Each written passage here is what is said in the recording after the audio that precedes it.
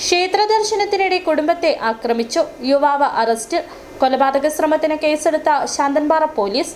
ക്ഷേത്ര ദർശനത്തിനെത്തിയ കുടുംബത്തെ ആക്രമിച്ച കേസിൽ പെരിയ കനാൽ സ്വദേശി മുകേഷിനെയാണ് ശാന്തൻപാറ പോലീസ് അറസ്റ്റ് ചെയ്തത്. പ്രതിയെ കോടതിയിൽ ഹാജരാക്കി റിമാൻഡ് ചെയ്തു.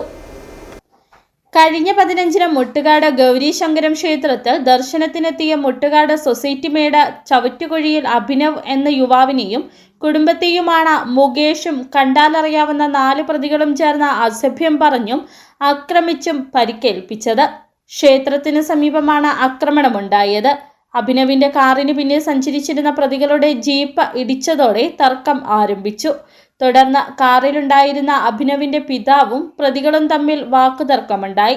ഇതിനിടെ മുകേഷ് അഭിനവിന്റെ അമ്മയുടെ തലയിൽ കൈകൊണ്ട് ഇടിച്ചതായി പരാതിയിൽ പറയുന്നു. ഇത് തടയാൻ ശ്രമിച്ച അഭിനവിനും മുഖത്ത് മർദ്ദനമേറ്റു.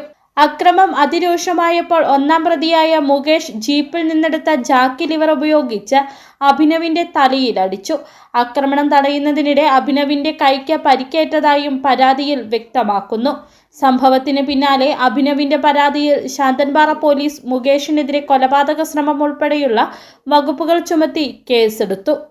അറസ്റ്റിലായ പ്രതിയെ കോടതിയിൽ ഹാജരാക്കി റിമാൻഡ് ചെയ്തതായി പോലീസ് അറിയിച്ചു. സംഭവത്തിൽ മറ്റു പ്രതികൾക്കായുള്ള അന്വേഷണം തുടരുകയാണ്. City vision, Santhanpara.